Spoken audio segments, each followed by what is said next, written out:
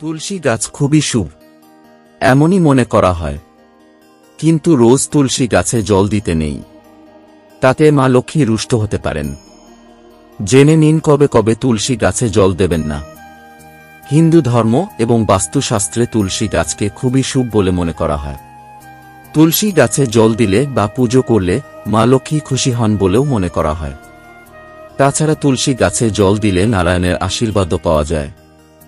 বাস্তুশাস্ত্রে মনে করা হয় তুলসী গাছে দেবী লক্ষ্মী বাস করেন, সেই কারণে বাড়িতে এই গাছ লাগালে অর্থকষ্ট কাটতে পারে। মা লক্ষ্মী আশীর্বাদ দেন যারা বাড়িতে তুলসী গাছ রাখেন তাদের। এছাড়া ভগবান বিষ্ণুর কৃপাও পাওয়া যায় এতে। কিন্তু এত কিছুর পরেও রোজ তুলসী গাছে জল দিতে নেই, তাতে মা লক্ষ্মী রুষ্ট হন বলেও মনে করা হয়। জেনে নেওয়া যাক কোনো দিনে তুলসী গাছে জল দিতে নেই। রবিবার, এটি সূর্যের দিন। এই দিনে তুলসী গাছে জল দেওয়া উচিত নয় বলে মনে করা হয়। এই দিনে তুলসী গাছ স্পর্শ করতেই নিষেধ করে শাস্ত্র।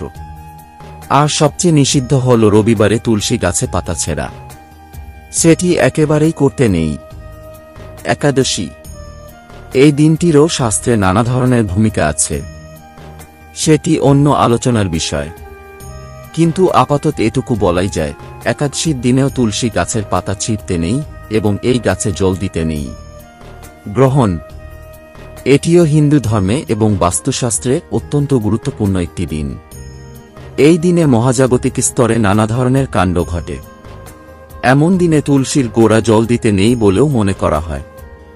জল দেওয়ার নিয়মের পাশাপাশি জেনে রাখা উচিত কোন দিকে তুলসী গাছ বসাবেন আর কোন দিকে একদম বসাবেন না।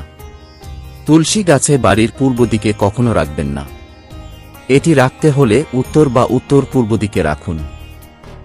এরকম অজানা তথ্য এবং রহস্য জানতে আমাদের ফ্যাক্ট ইনসাইড বাংলা ইউটিউব চ্যানেলটিকে সাবস্ক্রাইব করে রাখুন এবং নতুন নতুন ইন্টারেস্টিং ফ্যাক্ট ভিডিওর আপডেট পাওয়ার জন্য পাশে থাকা বেল আইকনটি প্রেস করুন।